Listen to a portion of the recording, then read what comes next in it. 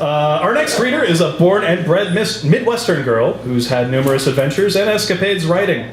After moving here to attend college, she fell in love with Chicago, and despite a brief stint in New York, returned to the city that feels like home, and we're glad she did. She cut her teeth writing about music and food around town for various outlets, including Heave, Gaper's Block, IE, and Chicago Style Wedding. She kind of went corporate for a while, but like most writers, never strayed far from the clacking of laptop keys. She now is the associate editor of Chicagoist, where she spends her days writing and editing work about all aspects of Chicago life. Please welcome Lisa White.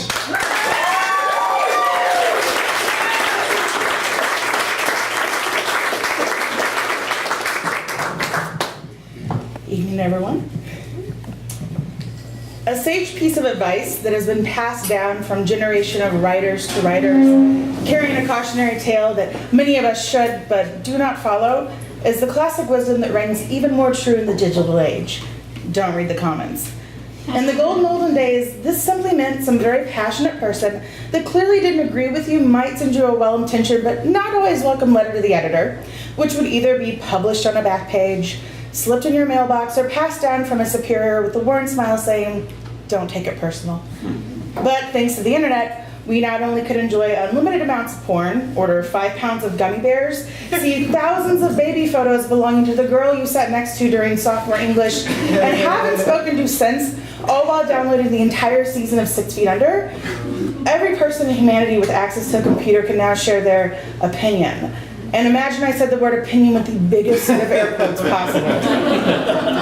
With every other person staring at that same screen. Now let me start by saying, I myself am an internet commenter. I think commenting and creating dialogue with strangers is a great way to learn about yourself and the world around you.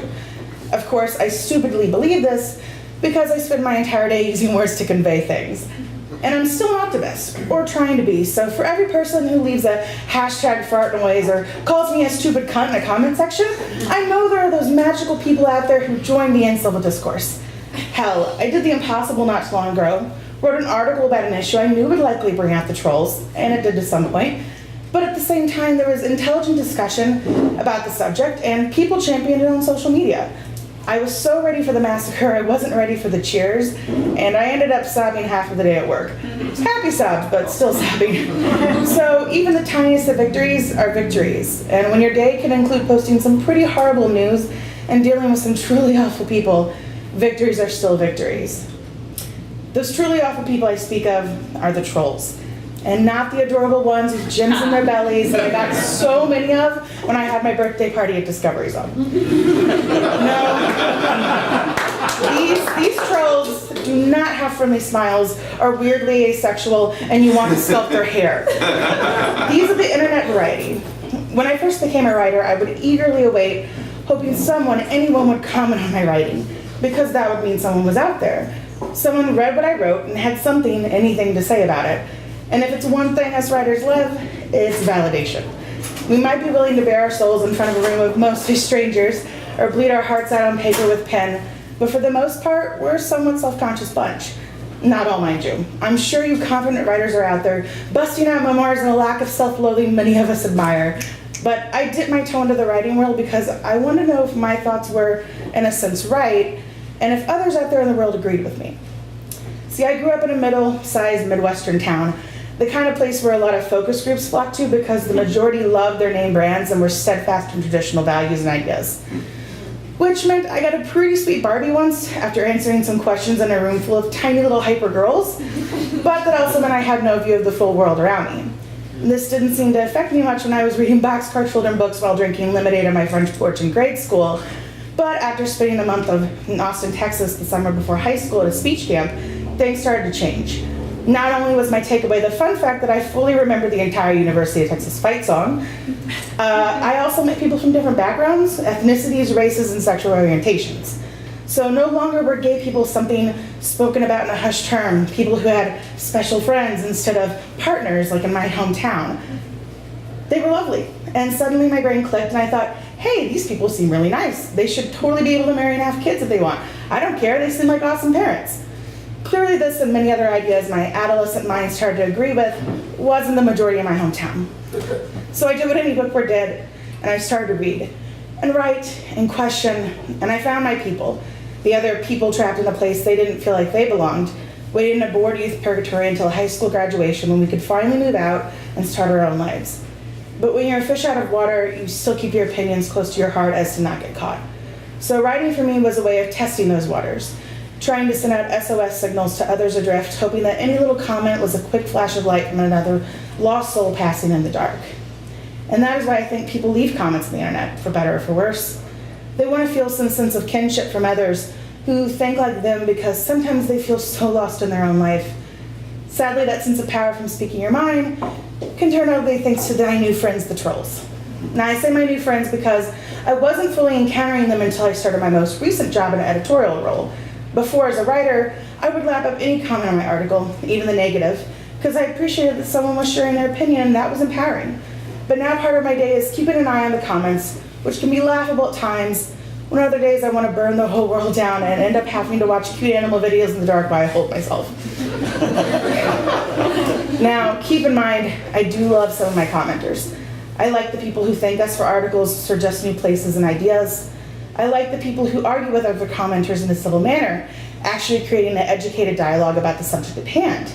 Even a few of the well-timed jokesters get me, like the recent person who commented on an article about the wine bar Telegraph closing, only with Morse code. Clever. But then I have my ragtag crew of trolls. Bless their cold little dead hearts. Here are some of my favorites. The "this sucks" troll. This person literally just yells, "this sucks," or "this author sucks," without any constructive criticism. It is the internet equivalent of walking up to a stranger, punching them in the face and walking away. You get no feedback, just a yelp of aggression. The "I'm not racist" troll. They will always make sure to tell everyone they are not racist right before or after they say something really racist. Their kinfolk include the "I'm not sexist" and "I'm okay with gay people" troll. Most recently, we had a commenter that suggested if only the black women of Chicago on the South Side would stop spreading their legs so much, then maybe all the black people on the South Side would stop killing each other. This was the elusive double whammy troll. And all you can do is let these people's idiocracy shine, reprimand them, or ban them, all the while praying that they do not spawn. These types I don't like to engage with, so if they step over a line, they get banned, and if they keep it civil, I give them free speech in the hopes that a fellow coworker will see their vitriol, or future employees will somehow find their hate speech. Also, we have a lot of really awesome commenters who usually read the Mariah Act, so I don't have to worry too much about the good not shaking down the bad. The off in their own world troll. This is the person that will leave a usually long-winded comment that has nothing to do with the actual post. It is usually about something they feel great injustice about. I suspect they may be going around leaving these long, clearly pre-written comments on a lot of sites. I also suspect they maybe are not the most mentally happy people. The jokester troll. Like I said before, sometimes they can be nice, but usually they're pretty awful. In just a span of 48 hours last week, I had a guy make a sexist joke about 2 women who were brutally murdered and stuffed into suitcases in Wisconsin. You know, as silly women, always being brutally murdered. Hilarity. A slew of men making really classy jokes about women who was sexually assaulted on the Brown line, and a few fat jokes on a post about Karen Lewis running for mayor. Fat jokes are just really lazy jokes, and when you have a subject like Karen Lewis, come on, there's a lot of angles there you could run with. Clearly this person isn't winning any stand-up nights. As for the jokes about women, it's usually always male and mostly white males who are on public Facebook profiles. I can see pictures with their kids, where they work, the shitty photo of the meal they had last night posted on their wall. I know that not all men are like this. I have a lot of really supportive, wonderful men in my life, but damn, these guys are not doing you guys any favors. Next up is the snob. They like to critique everything you write, breaking apart your words and picking out the slightest word they don't agree with. They cite things and include links to back up just how horrible beneath them you are. They usually use big words because clearly that is a mark of intelligence, versus the fact that you are on the internet so you can find a synonym to any word. Insipid is no different than someone telling me that shit was weak. They may have their own blog because most people in the writing world would never want to work with them. It is best to decide collectively to ignore them and ice them out, because if it's one thing a child throwing a temper tantrum hates, it's being set in the corner and ignored. The personal attacker. Usually this person will start out with sharing their opinions or thoughts, sometimes in a mild manner. You may respond and disagree with them, but in a civil manner because, hey, people can have different opinions about stuff and still get along. Trust me, I still talk to my dad. But no. How dare you have an independent idea that doesn't align with theirs? This is a vicious attack on everything they stand for. At this point, they usually will go find your bio on the site, maybe Google you. I've had people reference where I grew up, Indiana, so that's my opinion is invalid. I mean, I'm not a fan of Indiana either. I got the hell out of Dodge as soon as I could, but even the meth head who blew up an empty farmhouse about a mile behind my childhood home, he still deserves an opinion. I've also had people reference the way I look. Oh, I'm fat? I had no idea. Thank you so much for telling me. And thank you so much for knowing my whole medical history as well. If and when I engage after these attacks, it usually leaves the troll a little flustered because, well, I could give two shits about the fact I'm from Indiana and I haven't been a resident for over 10 years. And as for my body, I've come to terms and I like it. As with any troll, you just need to know when to walk away and when you can get the upper hand and really decide if it's worth it.